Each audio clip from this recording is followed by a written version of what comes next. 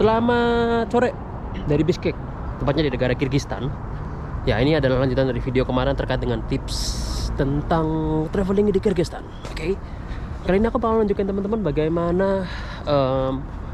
bagaimana Kyrgyzstan itu sangat menghormati sejarah mereka, meskipun hal tersebut itu berlawanan dengan fakta atau berlawanan dengan pemahaman mereka gitu. Kyrgyzstan merupakan salah satu negara demokrasi ya yang berada di Central Asia, yang merupakan bekas jajahan Uni Soviet. Jadi gini, ceritanya adalah Kyrgyzstan ini dulu pernah menjadi sebuah negara Uni Soviet ya. Dulu kan Rusia itu datang nih ke Kyrgyzstan menjajah gitu kan, mengambil negara dan akhirnya jadi USSR gitu, Uni Soviet yang bersatu semua. Makanya dulu Rusia itu gede banget gitu teman-teman. Dan banyak sejarah yang dicatat secara baik di Kyrgyzstan terkait dengan jejak keberadaan Uni Soviet atau jejak keberadaan Rusia di negara ini gitu loh. Salah satunya adalah tentang pemahaman komunisme di sini dan Leninisme gitu. Nah, aku akan tunjukkan ke teman-teman bagaimana Kyrgyzstan ini sangat menghormati kebudayaan mereka. Bukan kebudayaannya, sejarah gitu. Dan mereka tidak bermasalah dengan hal tersebut ya. Jadi dulu tuh jadi meskipun kita gini, kalau di Indonesia kan kita pernah punya sejarah kelam terkait dengan komunisme gitu, dan kita tuh sengaja untuk menjauhkan hal tersebut dari generasi kita dan tidak banyak membahas terkait hal tersebut gitu loh. Bahkan ketika membahas pun ya di Indonesia itu kan dia gambarannya bahwa PKI itu jahat ya, G20 peristiwa-peristiwa yang berkaitan dengan PKI itu dianggap negatif gitulah teman-teman. Tapi di sini tidak. Meskipun mereka tuh ada pemahaman tentang komunis dulu ya, waktu saat zaman-zaman Uni Soviet di sini, mereka tetap melestarikannya dengan baik. Aku akan menunjukkan ke teman-teman bagaimana mereka benar-benar melestarikan hal tersebut. Ini aku jalan ke dalam. Dan itu museum di dalam ini aku nggak mau masuk lagi lah, malas. Tapi intinya di dalam situ ya mereka itu banyak barang-barang peninggalan terkait dengan Uni Soviet ya, saat mereka berada di Kyrgyzstan dulu. Ketika kerajaan Russian Empire itu sangat besar di sini loh, sebelum akhirnya menjadi Kyrgyzstan lagi. Nah, ini kita akan jalan menuju bagian belakang museum, karena ini museumnya kan ada di bagian depan nih. Kita berjalan menuju di bagian belakang museum teman-teman. Ya, teman-teman akan tahu apa yang akan teman-teman lihat secara langsung gitu. Ya begitulah teman-teman. Jadi untuk kali ini aku mulai well prepare ya untuk mengunjungi sebuah negara. Aku udah pelajari beberapa hal terlebih dahulu, dan dari temanku juga ngasih tahu banyak hal. Oke, kita mulai datang. Nanti kita akan pergi ke taman sana ada taman tuh. Tapi kita ke sana dulu nih. Ada satu statu atau satu patung yang cukup menarik perhatian saya. Dan sepertinya harus ditunjukkan kepada teman-teman semua gitu. Dan ini belakang museumnya tuh keren banget tuh. Dan salju di mana-mana sini.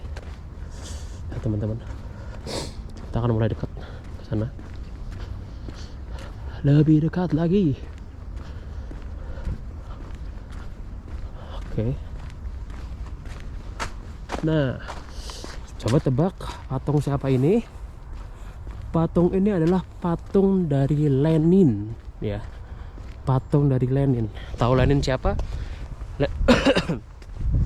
Lenin adalah orang yang berpengaruh pada zaman Uni Soviet dulu ya. Pemahaman tentang komunis tuh Lenin ini orang yang paling depan dulu tuh ya. Dia itu terinspirasi dari banyak hal gitu terkait dengan komunis. Nah, ini nih. Ini adalah Lenin. Nah, gadis. Dengan gagahnya ya. Lenin itu, patung Lenin berdiri di belakang museum ya. Dia menghadap ke arah sana dan megang jaketnya dan juga tangannya ke arah sana. Ini cukup mengherankan juga enggak sih ya teman-temannya, karena mereka tuh ada sejarah sama Uni Soviet, sejarah sama komunis.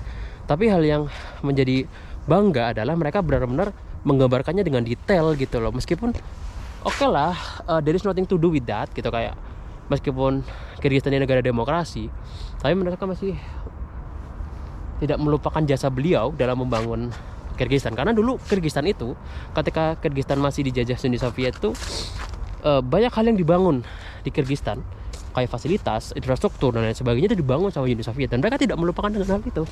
Lihat, itu masih dibangun sana. Ini apa? Masih dihormati patungnya tuh, ya kan? Dan ketika aku tanya sama teman-teman, kenapa kamu masih menghormati Lenin di sini, meskipun dia itu mau paham komunis yang dia itu tidak sejalan dengan demokrasi gitu. Nah dia bilang ya udah itu sejarah sih, there is nothing to do gitu loh, nggak bakal berpengaruh apa-apa gitu. Tapi kalau di Indonesia nggak di Indonesia ya, bahkan di undang-undang kita aku lupa di artikel berapa, di pasal berapa, cuman di Indonesia itu kita ada larangan untuk menyebarkan paham Marxisme dan Leninisme gitu loh, itu ada larangannya gitu teman-teman. Nah satu hal lagi, salah satu dampak dari penjajahan Rusia, Uni Soviet adalah penggunaan alfabet gitu. Jadi basically bahasa Rusia dan bahasa Kyrgyzstan itu mereka berbeda banget. Sebelum Uni Soviet datang ke Kyrgyzstan itu, orang Kyrgyz itu mereka menggunakan bahasa Arab, bukan bahasa Arab ya. Berbicaranya bahasa Kyrgyz, tapi alfabetnya bahasa Arab gitu loh. Tahu nggak sih kayak istilah Arapegon gitu loh. Misal baik gitu, kata-kata baik, kalimat baik itu tulisan huruf baik gitu. Ya nanti pakai bahasa Arabnya kayak ba, i, ko gitu, misal baik gitu. Dulu mereka pakai menggunakan alfabet Arab gitu. Tapi ketika Uni Soviet datang, salah satu influence terbesarnya adalah, dampak terbesarnya adalah perubahan alfabet gitu. Nah itu tuh lihat. Ini aku coba, oh nih, nah ini nih. Ini kan alfabet Rusia ya. Itu alfabet Rusia. Dan tapi dalam membacanya ini tuh bahasa Kyrgyz gitu loh, bukan bahasa Rusia. Tak nangkap gak sih? Intinya kayak misal istilah bahasa Inggris lah, misal bahasa Inggris sama bahasa Indonesia mereka pakai alfabet ABCD kan. Nah tapi cara membacanya beda gitu loh, bukan bahasa Indonesia, bahasa Indonesia bahasa Inggris mereka beda. Ya sama kayak Rusia sama Kyrgyz, alfabetnya sama tapi dia bahasanya beda. Itu beda banget gitu teman-teman. Katanya sih beda gitu, meskipun kelihatannya sama ya. Tapi ya begitulah terkait dengan apa namanya sejarah mereka, dan mereka ternyata masih menghormati para leluhurnya gitu loh teman-teman sekalian. Dan aku pengen yang namanya nunjukin teman-teman hal lainnya di bagian sentral ya. Oh ya, aku pengen ajak teman-teman datang ke gedung parlemen dan ingin menunjukkan teman-teman bagaimana dulu tuh pernah terjadi peristiwa yang sangat kurang ajar di Kyrgyzstan, khususnya di Bishkek ya. Nah nanti kita akan jalan menuju ke bagian sana. Oke. Kita akan berjalan menuju ke sana dan menuju ke gedung parlemen mereka. Ini ada yang menarik sih, gedung parlemen mereka itu cukup unik ya teman-teman ya. Tidak seperti gedung parlemen yang ada di Indonesia. Aku akan nunjukin uniknya bagaimana, dan aku akan menjelaskan kenapa bisa seperti itu. Oke. Nah, salju di mana-mana lumayan ini juga ya. Nah ini para pendahulu ini pada nongkrong nih. Ya. Ada di bagian sana ke depan lagi. Oke, setelah berjalan sekitar 3 menit dari sana ya kemari, akhirnya kita sampai di gedung parlemen dari Kyrgyzstan yang berada di Bishkek. Dan ini adalah gedung parlemennya. Tara. Ini di bagian samping sih, bagian depannya sebelah. Dan aku bakal ngasih tahu teman-teman terkait hal menarik dari gedung parlemen di sini. Jadi ini cukup mengagetkan aku pribadi ya teman-teman ya, terkait dengan gedung parlemen ini, karena nggak ada pagar. Jadi yaudah masuk, kalau mau masuk kan masuk aja tuh bisa masuk tuh. Dan mereka nggak punya pagar sama sekali di sini. Dan hari ini terjadi karena apa? Karena gini, di Kyrgyzstan itu pernah terjadi revolusi selama 3 kali ya. Jadi 3 kali revolusi, dan salah satu revolusi terbesar itu pada tanggal 7 April tahun 2010, yang itu salah satunya adalah tuntutan untuk menurunkan presiden. Aku nggak tahu dan lupa mungkin ya nama presidennya siapa. Dan pada tahun 2010 itu 7 April itu revolusi besar-besaran. Nah salah satu tuntutannya adalah nurunin presiden. Dan saat itu masyarakat tuh ngancurin pagernya. Dulu ada pagernya nih ya. Jadi pagernya itu dihancurkan sama masyarakat, dan pada akhirnya ya sudah, mereka tidak menggunakan pagar. Dan masyarakat juga minta untuk menghapuskan gap antara para pejabat dan juga masyarakat yang ada di Kyrgyzstan. Dan ini adalah hasilnya. Gak ada pagar, gak ada satpam ya, mereka gak ada. Halo man. Hai. Gak ada satpam, dan ya kita bisa bebas masuk beda kayak negara plus 62 di Wakanda sana ya, yang pagarnya tinggi-tinggi, dan ketika rakyat pengen masuk nggak bisa. Dan juga ketika masyarakat lagi demo, malah anggota dewanya itu ngerayain ulang tahunnya ketua DPR-nya, ketua DPR RI ya, nggak tahu siapa, kira-kira ya cek aja lah siapa itu. Dan ya begitulah, benar-benar nggak ada pagarnya itu teman-teman. Tapi hal yang menarik adalah masih tersisa satu pagar. Ada beberapa pagar kecil yang dia itu masih sengaja disisakan oleh para pemerintah ya, dan juga masyarakat ya. Nah, itu adalah pagar di sebelah sana kan. Kalau teman-teman lihat, kita ada pagar. Karena aku agak mendekat sedikit loh. Nah, jadi pada tanggal 7 April tahun 2010 itu terjadi revolusi yang dulu tuh di sini banyak demonstrasi besar-besaran dari masyarakat untuk meminta presiden turun. Dan dan ini adalah itu patung monumen revolusinya. Dulu masyarakat di sini demonstrasi minta presiden turun ya, tapi salah satu cara untuk presiden menenangkan masyarakatnya adalah dengan menyewa sniper, penembak jitu gitu loh, penembak jarak jauh. Dan dia naruh snipernya itu di mana coba? Presidennya dulu tuh naruh sniper di situ, dan masyarakat demonstrasi di situ. Ya udah, snipernya nembak aja tus. Jadi nembak masyarakatnya lagi demo gitu loh teman-teman. Jadi jahat banget presidennya tuh.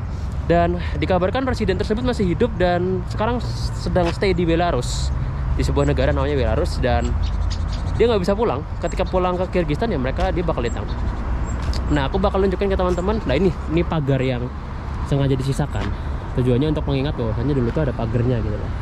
Nah, selain untuk pengingat, ini adalah untuk meletakkan nama-nama para korban. Ini adalah nama-nama korban yang itu tuh. Nah, nama-nama korban yang meninggal karena ditembak sama presidennya. Itu lumayan banyak nih nama-namanya. Jadi mereka dikenang sebagai seorang demonstran yang mati jihad lah ya, meninggal jihad. Ini kelihatan banget nih.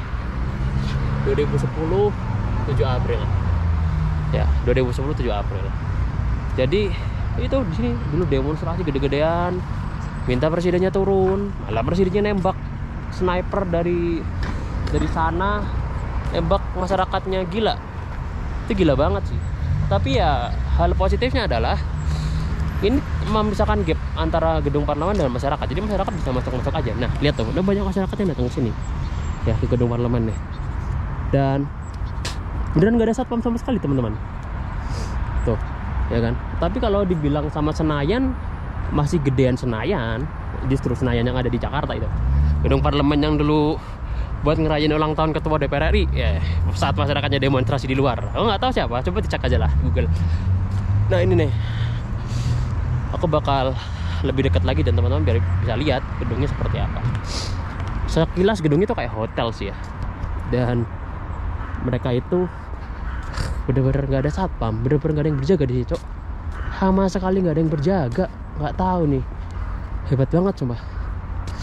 Nah, ini benderanya, dan itu dari tadi kita lewat itu lewat sana tadi samping, dan kita lewat ke bagian depannya. Di bagian depan ini adalah gedung parlemen. Nah, teman-teman bisa lihat di bagian depan seperti inilah ketika para dewan itu ya datang, parkir mobil, masuk, parkir mobilnya di belakang ya, datang masuk ke parlemen itu, rapat di dalam ngomongin masalah negara. Ya begitulah salah satu histori dari revolusi di Kyrgyzstan. Ya 3 kali revolusi, gila itu. 3 kali lumayan loh teman-teman. Begitu. Jadi ya kapan lagi bisa masuk ke gedung parlemen? Cuma di sini doang aku bisa masuk ke gedung parlemen. Begitulah.